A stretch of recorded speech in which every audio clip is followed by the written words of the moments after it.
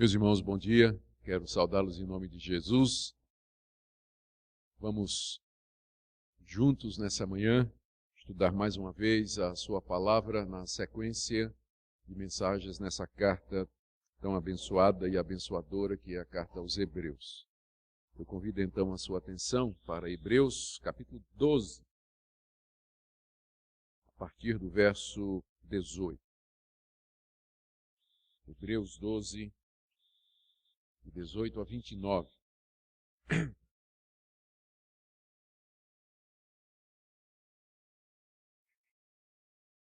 Ora, não tendes chegado ao fogo palpável e ardente, e à escuridão, e às trevas e à tempestade, e ao clangor da trombeta, e ao som de palavras tais que quantos o ouviram suplicaram que não se lhes falasse mais, pois já não suportavam o que lhes era ordenado. Até um animal, se tocar o monte, será apedrejado. Na verdade, de tal modo era horrível o espetáculo que Moisés disse: sinto-me aterrado e trêmulo. Mas, tendes chegado ao monte Sião, e à cidade do Deus vivo, a Jerusalém celestial, e a incontáveis hostes de anjos, e a universal assembleia, e igreja dos primogênitos arrolados nos céus, e a Deus o juiz de todos, e aos espíritos dos justos aperfeiçoados, e a Jesus o mediador da nova aliança, e ao sangue da aspersão que fala coisas superiores ao que fala o próprio Abel. Tende cuidado, não recuseis ao que fala, pois se não escaparam aqueles que recusaram ouvir quem divinamente os advertia sobre a terra, muito menos nós, os que nos desviamos daquele que dos céus nos adverte. Aquele cuja voz abalou então a terra, agora, porém, ele promete, dizendo: ainda uma vez por todas farei abalar não só a terra, mas também os céus. Ora, essa palavra, ainda uma vez por todas, significa a remoção dessas coisas abaladas, como tinham sido feitas, para que as coisas que não são abaladas permaneçam.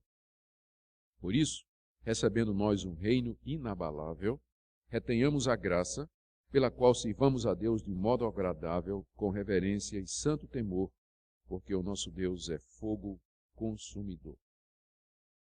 Meus queridos, na mensagem anterior, nós vimos como o autor dessa carta está explicando aos seus leitores que os sofrimentos que eles estavam passando era parte, ou faziam parte, dos propósitos de Deus, especialmente da intenção de Deus de, através do sofrimento, corrigir os seus filhos, alguma coisa que é chamado de a disciplina de Deus. Isso nós vimos está no capítulo 12, de 4 a 11. O nosso autor diz nessa passagem que o castigo, ou o sofrimento que eles estavam passando, a disciplina de Deus, era na verdade uma prova de que eles eram filhos. Porque nenhum pai verdadeiro, ou nenhum pai que se preze, vai bater nos filhos dos outros. A gente bate nos nossos, bater no sentido de a gente corrige os nossos filhos. Então, o fato de que nós estamos sendo corrigidos por Deus era uma prova da filiação divina, do amor de Deus, e não do contrário, de que Deus nos detesta, nos aborrece e está querendo nos afastar dele. É por isso, então, que os crentes, quando estão sofrendo, eles devem entender isso e reagir da forma correta ao sofrimento. E ele menciona nos versos 12 a 17, 5 atitudes que os crentes deveriam tomar debaixo do sofrimento. Deveriam se encorajar mutuamente, seguir a paz com todos e a santificação, cuidado para evitar a apostasia, que era abandonar a fé, deviam evitar a raiz de amargura, que facilmente brota quando a pessoa está sofrendo, e deviam ter cuidado para que ninguém fosse profano como Esaú, que trocou os direitos espirituais por um prato de comida e depois quis voltar atrás, se arrepender, mas não encontrou arrependimento, nem no seu próprio coração e nem da parte de Isaac, seu pai, que não voltou atrás para lhe dar a bênção que havia sido dada a Jacó. E talvez, ao falar sobre isso, o fato de que Esaú não encontrou lugar de arrependimento, ainda que com lágrimas o tivesse buscado, o nosso autor é levado a mencionar que os cristãos, ao contrário, eles foram acolhidos por Deus e que não deveriam rejeitar esse acolhimento. E então ele faz uma comparação entre a igreja debaixo da dispensação do Antigo Testamento e a igreja agora debaixo da dispensação do Novo Testamento. E ele faz esse contraste em termos de dois montes que são simbólicos. Primeiro, o Monte Sinai, que foi onde Deus deu a lei a Moisés, e especialmente ele se refere àquele evento em que Deus desce no monte, sobre o monte, chama Moisés para o alto, durante 40 dias Moisés está lá, recebe as tábuas da lei e desce. E o Monte Sião, que é o nome do monte onde está edificada a cidade de Jerusalém, que é símbolo da igreja, da Jerusalém espiritual. Ele compara os dois montes, compara as duas dispensações, ou os dois sistemas representados por estes montes, fazendo o contraste entre o Antigo Testamento, a igreja no Antigo Testamento, debaixo da lei, e a igreja no Novo Testamento, na nova aliança, debaixo da graça de Deus. E ele faz isso com o objetivo de advertir os seus leitores, dizendo: olha de onde vocês saíram e olha os privilégios que vocês têm agora. Portanto, não voltem atrás, não voltem atrás. Ele adverte os leitores e os encoraja a prosseguirem. Então, esse é o tema da nossa mensagem nessa manhã, Sinai e Sião. É um contraste muito claro entre o judaísmo e o cristianismo, entre a lei e a graça, entre o Antigo Testamento e o Novo. Eu preciso fazer um esclarecimento antes de continuar. Não existe só descontinuidade entre o Antigo Testamento e o Novo, como às vezes as pessoas parecem acreditar. A igreja do Novo Testamento é a mesma igreja do Antigo, porque Deus sempre só teve um povo, nunca teve dois povos. Então é um povo só. E a aliança é a mesma. Deus tem um pacto com o seu povo, uma aliança, e essa aliança tem como mediador Jesus Cristo. E a salvação sempre foi da mesma forma, pela fé no Messias, nunca pelas obras, mas pela fé no Messias. Então, essa é a continuidade. Nós somos parte da igreja de Deus que existe desde a fundação do mundo. Mas existe um progresso na ministração da graça de Deus ou da salvação através da história. Antes de Cristo, a igreja estava resumida debaixo da lei, e ela sabia de Cristo através de símbolos, de figuras, como por exemplo os sacrifícios que eram feitos no altar. As promessas eram o centro da vida religiosa. Os judeus, a igreja do Antigo Testamento, olhava para o futuro na expectativa do cumprimento das grandes promessas que Deus tinha feito. Quando Cristo vem, aqueles símbolos são deixados de fora. São cumpridos e não são mais necessários. O que era promessa se torna cumprimento. O que era figura se torna realidade. O que era tipo se torna o antítipo. E agora a igreja entra num período de maior clareza, de maior compreensão, porque aquilo que era prometido chegou. Paulo usa uma figura muito interessante na carta aos Colossenses, quando ele fala de que as coisas no Antigo Testamento eram sombras. Mas agora que o corpo chegou, não precisamos mais da sombra. E a metáfora é a seguinte: se você estiver em pé, com uma luz forte atrás de você, e alguém vier se aproximando por detrás de você, você não está vendo aquela pessoa, mas você percebe a sombra daquela pessoa projetada no chão.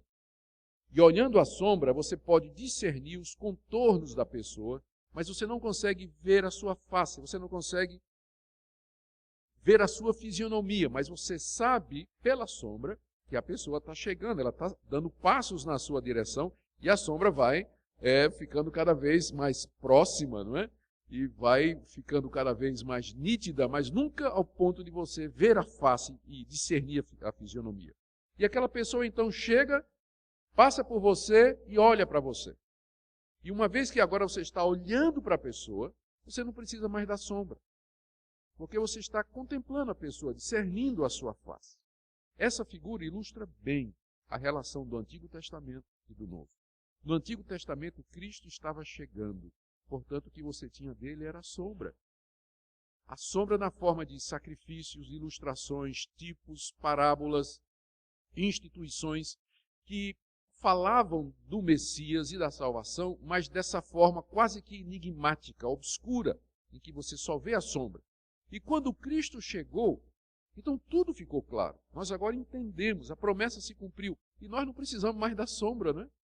Não precisamos mais da sombra, porque o corpo, a face que gerava a sombra, ela já chegou.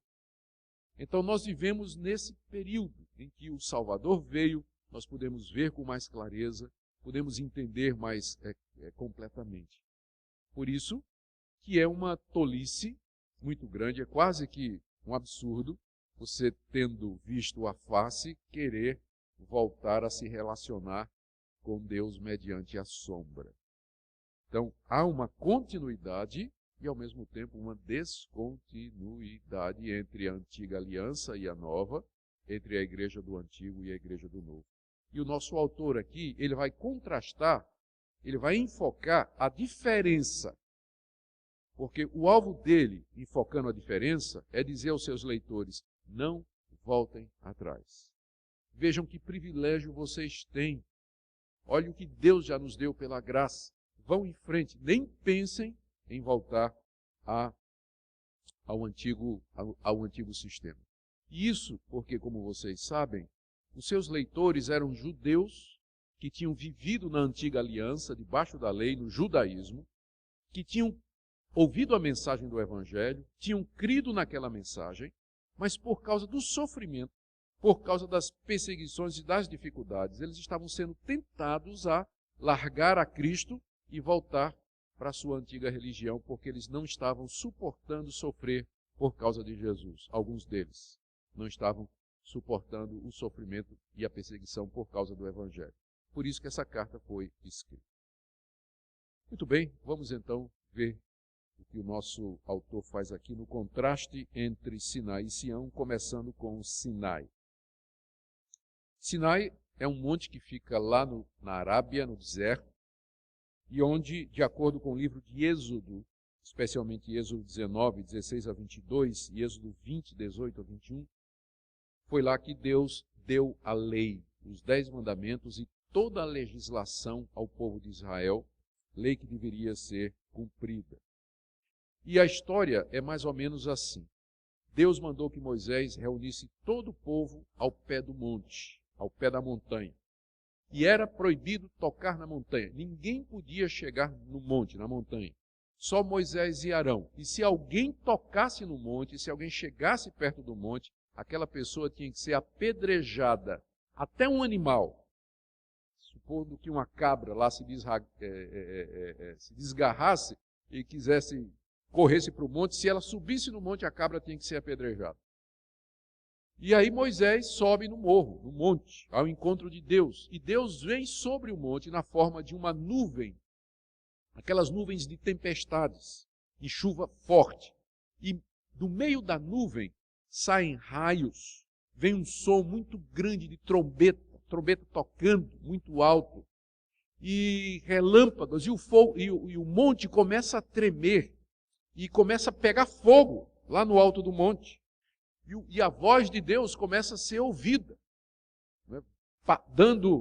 Falando da sua glória, da sua grandeza, e é um espetáculo tão grande que o povo começa a se afastar com medo, com terror da presença gloriosa e grandiosa de Deus, enquanto Deus estava dando a lei a Moisés. Moisés passou 40 dias lá em cima do alto do monte, recebendo a lei de Deus, lei essa que foi escrita pelo próprio Deus em 2 tábuas de pedra. Além disso, Moisés recebe instruções sobre outras coisas referentes ao povo de Deus. Então, é esse episódio que está sendo mencionado aqui. E o nosso autor, ele toma esse episódio, que era bem conhecido dos judeus, e destaca alguns pontos para fazer o contraste que ele quer fazer da antiga aliança com a nova. Primeiro, ele destaca o fato de que o monte podia ser tocado. No verso 18 ele diz, não tendes chegado ao fogo palpável e ardente, e a escuridão e as trevas e a tempestade. Infelizmente, a nossa versão Almeida, que sempre é muito boa, nesse ponto aqui deixou a desejar, porque melhor está a tradução na NVI e na Bíblia na linguagem de hoje, que diz que vocês não chegaram ao monte palpável, ao monte que se pode tocar. Então, a nossa versão diz, não tende chegado ao fogo palpável, mas na verdade, o que o nosso autor está dizendo é que vocês não chegaram ao monte que se pode apalpar. Então, o foco aqui é a esse aspecto de que o monte era um monte verdadeiro e que você podia tocar nele. E com isso, o nosso autor está destacando o fato de que na antiga aliança, as coisas eram externas, eram palpáveis, eram tangíveis. Havia sacrifícios, havia animais, havia símbolos, havia altares, havia candelabros, havia cortinas, havia altar de incenso, havia um templo, tudo era possível de ser tocado, tudo era externo, tudo era pesado, como aquele monte onde a lei foi dada. Em seguida ele destaca a escuridão e as trevas, ainda no verso 18, vocês não chegaram à escuridão, às trevas, à tempestade. Isso é um símbolo da escuridão que caía sobre a antiga aliança, na antiga dispensação, onde as coisas de Deus, como eu disse, eram representadas através de símbolos, figuras, tipos, sinais. É como alguém que entra num quarto e sem acender a luz, e a luz que vem é a luz que vem pela janela, e você de noite consegue apenas discernir que ali está a cama, ali estão os móveis, você não vai conseguir ler um livro, você discerne, está na penumbra. Você sabe que está num quarto, você sabe onde estão as coisas, mas você não consegue discerni-las. A antiga dispensação, então, era simbolizada por essas trevas que vieram sobre o monte. A nuvem escura, ou seja, as coisas não eram vistas com muita clareza. Em seguida ele fala do fogo ardente, da tempestade, do clangor da trombeta e a voz que falava, versos 18 e 19. Estas coisas combinadas, o fogo, a tempestade com raios e relâmpagos, a trombeta tocando muito alto e a voz estrondosa de Deus vindo do Monte Sinai, tudo isso falava da santidade de Deus, da ira de Deus, da justiça de Deus, da glória de Deus, da grandeza de Deus, de tal maneira que o povo teve uma hora que disse assim, para, nós não aguentamos mais, como diz aí o final do verso 19, tantos que quantos ouviram, suplicaram que não se lhes falasse mais, pois já não suportavam o que era ordenado. Que espetáculo! O povo temendo, tremendo e disseram para Moisés, está lá no livro de Êxodo, Moisés, que Deus não fale mais conosco. Nós não queremos mais ouvir a voz de Deus, porque nós não aguentamos. Que Ele fale contigo. E você nos diz o que é que Ele falou. Tal era o medo, o temor e o terror que se apoderou daqueles corações diante da glória e da santidade do Deus Todo-Poderoso. Em seguida ele destaca também a proibição para que se tocasse o monte no verso 20. Não suportavam que era ordenado, até um animal se tocasse no monte, ele devia ser apedrejado. Isso aqui é um símbolo da restrição, da limitação, da distância que Deus queria manter do povo. Quem chegar perto morre, até um animal. E aí, terminando, ele fala da reação do próprio Moisés, verso 21, na verdade, de tal modo era horrível o espetáculo que Moisés disse, sinto-me aterrorizado e trêmulo. Aqui, na verdade, ele está citando Deuteronômio 29, 19. Quando Moisés desce do monte e vê que o povo tinha já quebrado todos os mandamentos antes mesmo de recebê-los, né, por assim dizer, tinham feito um bezerro de ouro, Moisés temeu e tremeu de medo diante do possível juízo de Deus e com raiva quebra os tabletes, as placas de pedra em que estava escrita a lei de Deus. Eu me sinto aterrorizado e trêmulo, diz Moisés. Era assim que os judeus viviam no Antigo Testamento. Era assim a dispensação da antiga aliança. É assim que eles viviam antes de crer em Cristo, debaixo da lei, querendo agradar a Deus pela lei. O judaísmo era uma religião de externalidade, trevas, limitação, trazendo temor e terror ao israelita que compreendesse realmente a santidade de Deus e a ira de Deus. E agora vem o Monte Sião. E ele disse no verso 18, ora, vocês não chegaram ao Monte Sinai, que é símbolo do terror, do temor e da ira de Deus. Não, verso 22, vocês chegaram ao Monte Sião. Sião, como eu disse, é o nome do monte onde fica a cidade de Jerusalém, lá no coração da Palestina. E aqui ele fala de Jerusalém como símbolo da igreja, do povo de Deus, vivendo na nova aliança, depois da chegada do Messias. Eles não tinham chegado ao Monte Sião, ao Monte Sinai. Não.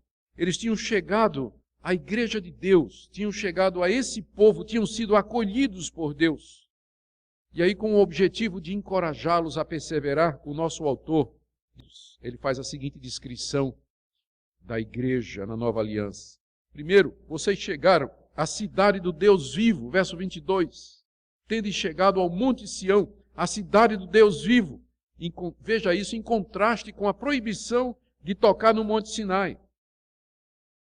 Em Jerusalém estava o templo, lá no Monte Sião estava a cidade de Jerusalém, na cidade de Jerusalém estava o templo, lá no templo estava o Santo dos Santos, e dentro do Santo dos Santos estava a arca, onde, entre aspas, Deus habitava, onde Deus se manifestava. O tabernáculo era a casa de Deus no Antigo Testamento, embora de maneira figurada, porque casa nenhuma podia conter o Senhor dos Exércitos. Mas agora, a igreja é a cidade do Deus vivo. Deus habita nessa cidade. Deus não habita mais no templo em Jerusalém e nem no Monte Sinai, mas Ele habita no meio do seu povo. A igreja é a cidade do Deus vivo, é o local da sua habitação. Vocês chegaram, ainda, verso 22, a Jerusalém celestial, figura da igreja. Celestial porque a igreja tem origem nos céus, em contraste com o Monte Sinai aqui na terra. Celestial porque os cidadãos de Jerusalém são nascidos dos céus. Jesus disse que quem não nascer do alto, ou de novo, não pode ver o reino dos céus. Celestial porque nós experimentamos já os poderes do mundo vindouro e os prazeres dos céus, já experimentamos aqui. É na Jerusalém celestial que o céu e a terra se encontram, como na visão de Jacó. Uma escada que descia do céu até a terra. Por isso que a igreja é chamada de a Jerusalém celeste, da sua vocação celestial, ela não é desse mundo. Terceiro, vocês chegaram, ainda no verso 22, a incontável hostes de anjos. Lá no Monte Sinai, os anjos estavam presentes. E de acordo com o Novo Testamento, foram eles que tomaram a lei da mão de Deus e entregaram a Moisés. Eles foram os mediadores da antiga aliança, nesse sentido. A lei foi dada por mão de anjos, nos diz o Novo Testamento. Mas agora, os anjos estão conosco na Jerusalém celestial, servindo aos servos de Deus e com eles adorando e glorificando o Criador. Então, a igreja, que é o conjunto dos redimidos e dos eleitos, junto com uma hoste inumerável, milhões e milhões de anjos, compõe aqueles seres que, através da eternidade, irão louvar a Deus e servi-lo para todo sempre. Estes anjos, que no passado foram mediadores da lei que condena, agora se juntam a nós no louvor ao Criador, ao Cordeiro de Deus, que tira o pecado do mundo. Em quarto lugar, nosso autor diz, vocês chegaram à Assembleia Universal, a igreja dos primogênitos arrolados nos céus.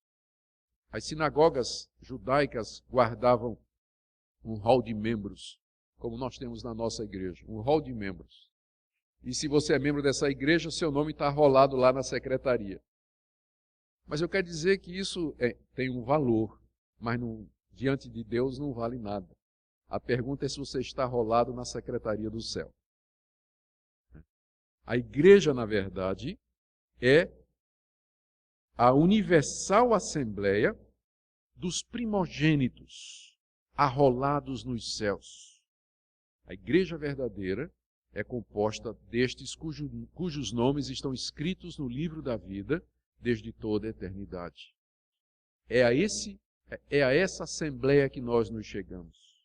É a esse povo que nós nos chegamos. É desse povo que nós fazemos parte. É nesse rol que o nosso nome está incluído. Privilégio para nós.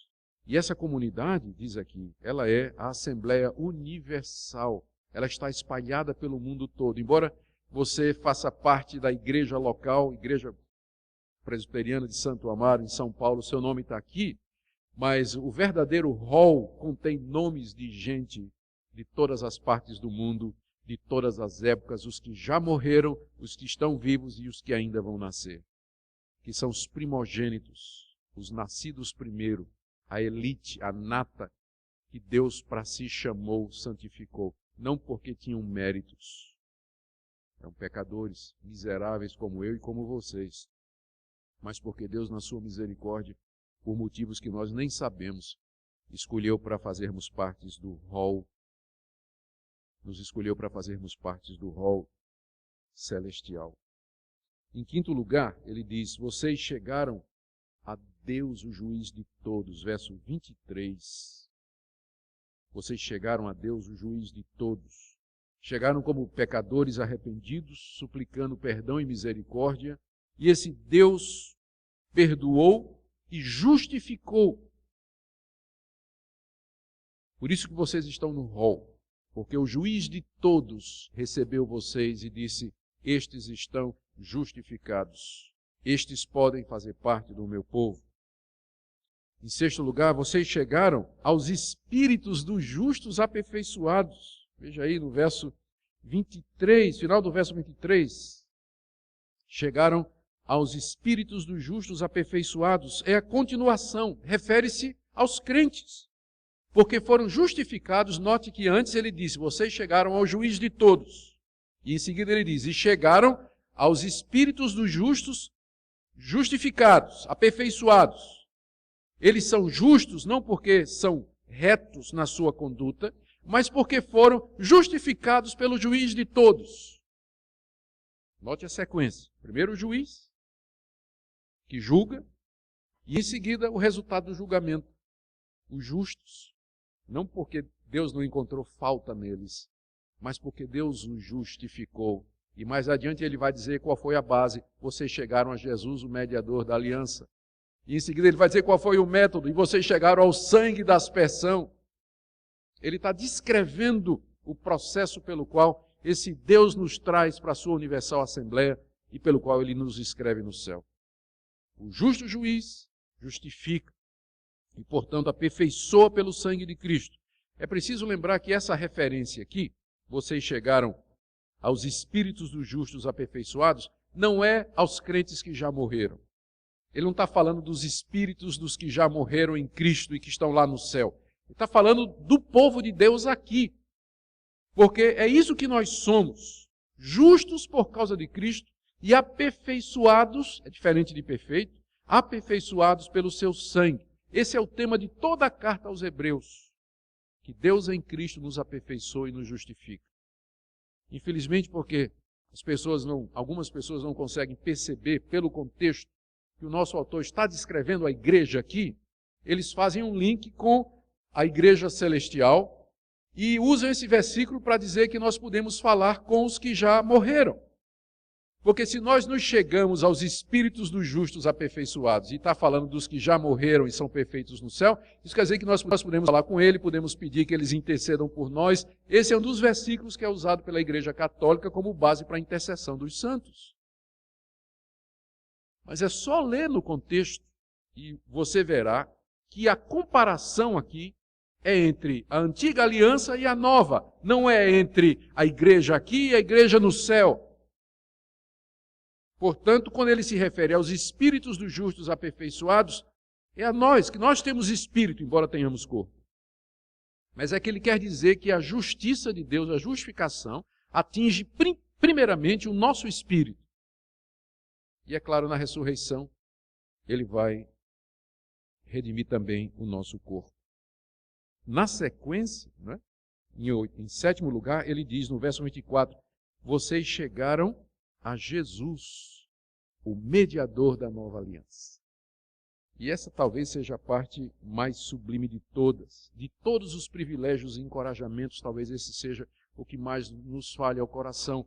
Que nós chegamos àquele que nos amou e com o seu sangue permitiu que nós fôssemos arrolados na igreja de Deus.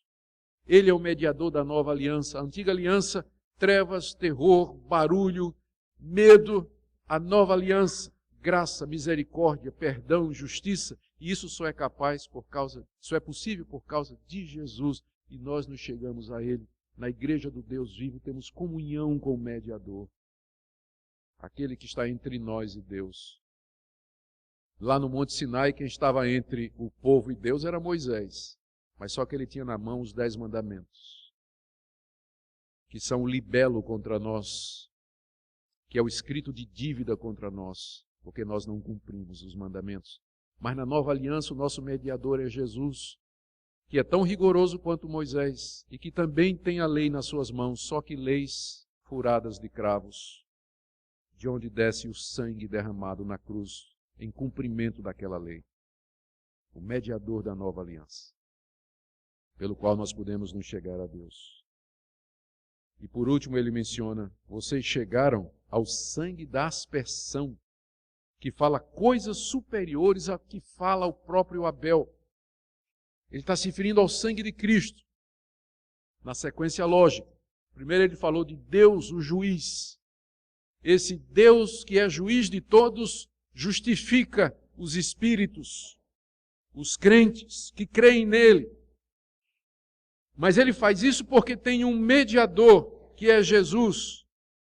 E Jesus faz isso porque ele derramou o seu sangue para cumprir a lei e permitir a justiça de Deus em nos perdoar. Então ele está se referindo ao sangue de Cristo, em contraste com o sangue dos animais da antiga aliança. Na antiga aliança, o membro do povo de Deus se chegava ao sangue dos animais quando ele chegava próximo do altar. Mas aqui ele se chega ao sangue de Cristo, simbolizado no pão e no vinho particularmente, na ceia do Senhor.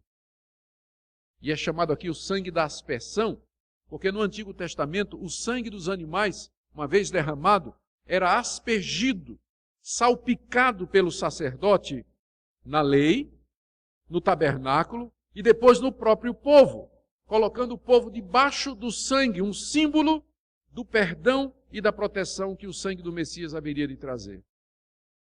Aliás, essa é uma das razões porque nas igrejas reformadas, ou nas igrejas de linha presbiteriana e outras, o batismo é feito por aspersão.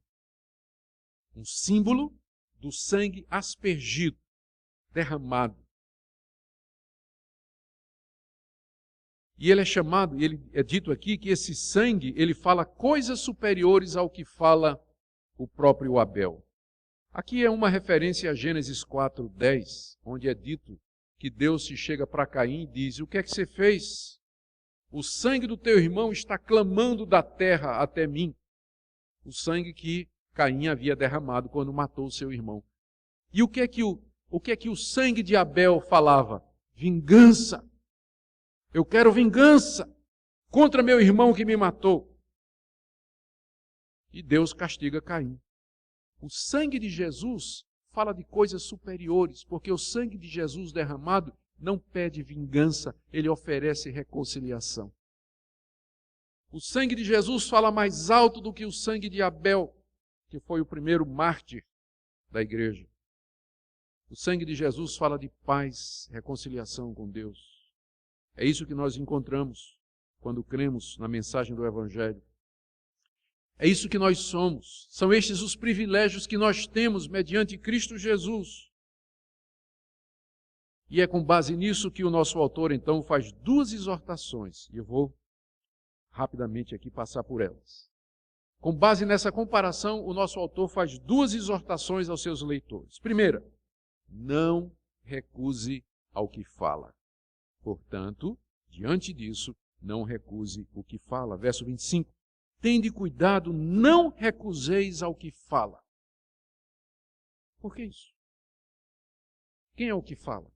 É Jesus. Lá no Antigo Testamento era a voz de Deus no Monte Sinai que chamava, e o povo não podia suportar. Mas aqui no Monte Sião, é a doce voz do Salvador que nos chama. Vinde a mim, todos vós que estáis cansados e oprimidos, eu vos aliviarei. Vinde após mim. Ele nos chama. Portanto, cuidado, que você não recuse o chamado de Cristo que é feito através do Evangelho, através da palavra e de outros meios. Deus, em seu Filho Jesus, nos chama para sermos dele, para seguirmos o Evangelho aqui nesse mundo, para obedecer e fazer a sua vontade. Cuidado para que você não recuse, para que você não faça ouvidos moucos, para que você não negligencie e volte as costas. E não atenda ao chamado de Jesus, uma vez que você já chegou ao Monte Sião. Cuidado, não recuse a voz do que fala. E ele dá aqui a razão, no verso 25. Pois se não escaparam aqueles que recusaram ouvir quem divinamente os advertia sobre a terra, muito menos nós, os que nos desviamos daquele que dos céus nos adverte. Ora, se na antiga aliança, os que recusaram ouvir a voz de Deus, que os advertia aqui na terra, aqueles foram destruídos, eles não escaparam. O que aconteceu com aquela geração que ouviu a voz de Deus no Monte Sinai? Durante 40 anos eles foram destruídos no deserto.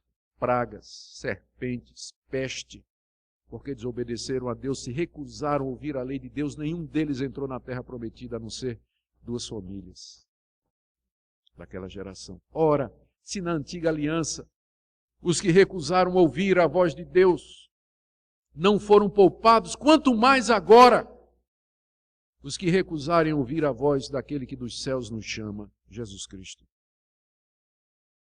Então não pense que você vai escapar. Uma vez que você ouviu a voz, uma vez que você conheceu os privilégios, uma vez que você se chegou à Universal Assembleia, a Sião, se você voltar atrás, se você se recusar a ouvir a voz daquele que do céu lhe chama, não resta mais perdão. Como Esaú, não haverá mais lugar de arrependimento, porque você está desprezando a última chamada, a chamada maior de todas, a voz que fala coisas superiores. Cuidado, não recuseis ao que fala, porque se aqueles não escaparam, vocês também não escaparão. O segundo argumento para que não recuse a voz que fala e que chama é que essa voz ainda vai abalar o mundo pela última vez. Ele diz no verso 26, aquela voz abalou então a terra. A referência ao Monte Sinai tremendo, um terremoto no Monte Sinai, que abalou a terra. Ele diz, aquela voz, então, promete, dizendo, e ele cita aqui o profeta Ageu, capítulo 2, verso 6. Ainda uma vez por todas farei abalar não só a terra, mas também o céu. Aquela mesma voz que abalou o Monte Sinai, ela vai se fazer ouvir outra vez. Só que dessa vez ela vai abalar não somente a terra, o mundo, mas os céus serão abalados. Aqui a referência é a vinda de Cristo. Quando Deus vier a esse mundo, como veio sobre o Monte Sinai, em juízo, não para fazer uma aliança, mas para cobrar os termos da aliança. E ele vai abalar os céus e a terra. Serão desfeitos pelo seu poder, diante da sua glória. E aí só vai ficar o que é eterno, diz o nosso autor no verso 27. Ora, esta palavra, ainda uma vez por todas, significa a remoção dessas coisas abaladas, como tinham sido feitas, para que as coisas que não são abaladas permaneçam. Todo mundo está familiarizado com essa figura. Lá em casa, no meu quintal, tem um pé de acerola. E às vezes dá muita acerola e tem lugar que não dá para pegar direito. Então você quer pegar a cerola, você quer pegar a cerola boa, madura, não é? Então o que é que eu faço? O que está seguro vai ficar, não é? O que está preso vai ficar. A que está, sim, madurinha, passou já do ponto, apodrecendo, vai cair. Então o abalo faz cair o que passa, mas deixa o que permanece. É isso que ele está dizendo aqui. A voz de Deus vai abalar o mundo mais uma vez. E estas coisas passageiras, como a religião do Antigo Testamento, as coisas desse mundo, as coisas materiais, elas passarão, elas cairão, serão destruídas, mas só ficará aquilo que é para sempre. E é o último argumento dele aqui, no verso 28. Por isso, recebendo nós um reino inabalável, que não vai se abalar quando a voz de Deus soar pela última vez no mundo. Tendo recebido um reino inabalável, retenhamos a graça, pela qual sirvamos a Deus de modo agradável, com reverência e santo temor. Irmãos, ele diz, nós recebemos um reino que não se abala. Que reino é esse? É esse que ele descreveu do verso 22 até o verso 24. A cidade do Deus vivo, Jerusalém celestial, a hoste de anjos, universal assembleia, igreja dos primogênitos no céu, Deus, os espíritos dos justos aperfeiçoados, Jesus, o mediador da nova aliança, o sangue da aspersão. Esse é o reino que não será abalado. Você está arrolado nele? Porque tudo mais vai passar. Aí vem a exortação. Retenha a graça. São duas exortações. No verso 25, cuidado, não recuse ao que fala. E aqui no verso 28, retenha a graça. Deus nos deu a sua graça. O que é a graça? É o favor imerecido de Deus. Em que é que consiste? Em Deus pegar pecadores como eu e você e trazer para o povo dele. É graça, é favor, é misericórdia. Não é por mérito seu, não é por mérito meu. Deus já lhe deu essa graça. Retenha, segure. Deus nos dá graça, mas Ele nos diz, retenha a graça. O que é que significa reter a graça? Não virar as costas para Deus. Não fazer pouco das oportunidades. Não menosprezar os privilégios. Não afrontar a Deus. Não endurecer o coração. Não permanecer no pecado. Retenha a graça. Por quê? Porque se Deus é gracioso, verso 29, o nosso Deus também é fogo consumidor. Ele nos deu graça, mas Ele também é fogo consumidor. É o mesmo Deus que estava no Monte Sinai. Ele não mudou. Mudaram os montes, mas o Deus dos montes não muda. Ele é fogo consumidor. Por isso, retenha a graça. Sem ela, o que resta diante de você é o fogo ardente. É o fogo ardente. O que é que nós podemos aprender, meus irmãos, em conclusão? Diante dessa advertência e dessa exortação e encorajamento. Algumas aplicações para nós. Primeira que eu queria trazer. Queridos, vamos rejeitar de uma vez por todas essas tentativas que tem no meio evangélico de ressuscitar a antiga aliança e seus símbolos. Chofar, arca, candelabro, festa judaica, água do Rio Jordão, terra do Monte Sinai, vinho de Israel. Gente, isso é a antiga aliança. Isso já passou. Isso é Sinai. Nós chegamos a Sião. A gente vê isso no meio dos evangélicos aí. Tem igreja evangélica promovendo todas estas coisas que eram símbolos de Sião, desculpem, de Sinai. Segunda aplicação.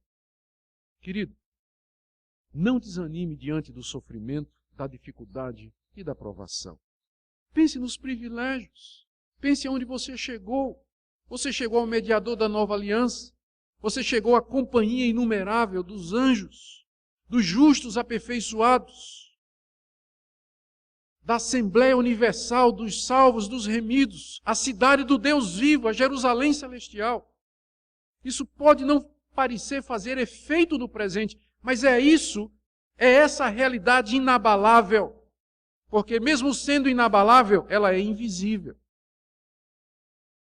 Ela é invisível. Por isso que ela vai ficar para sempre. Porque o que é externo vai passar, o que é palpável vai passar. Então pense nos privilégios que você tem e suporte o sofrimento. Persevere, fique firme, não desista, não desanime. Terceiro, eu queria que essa passagem fosse um encorajamento para nós nos achegarmos cada vez mais a Deus por meio de Jesus Cristo. Retenha a graça. Deus olha para você com favor. Deus estende a sua mão bondosa em Cristo Jesus. Ele está pronto a lhe perdoar, a andar com você. Portanto, se chegue a Ele por meio de Jesus. E por último, gente, que grande salvação. Louvemos a Deus por esse grande privilégio de pertencer ao seu povo. Tudo mais vai passar. Tudo mais será abalado de uma vez por todas. Mas esta realidade, ela permanecerá para sempre. Que Deus nos abençoe, que nós sejamos gratos a Ele, vivamos pela graça, na misericórdia, como cidadãos da cidade do Deus vivo, como membros da Universal Assembleia Rolada nos céus, para a glória dele, agora e para sempre. Amém.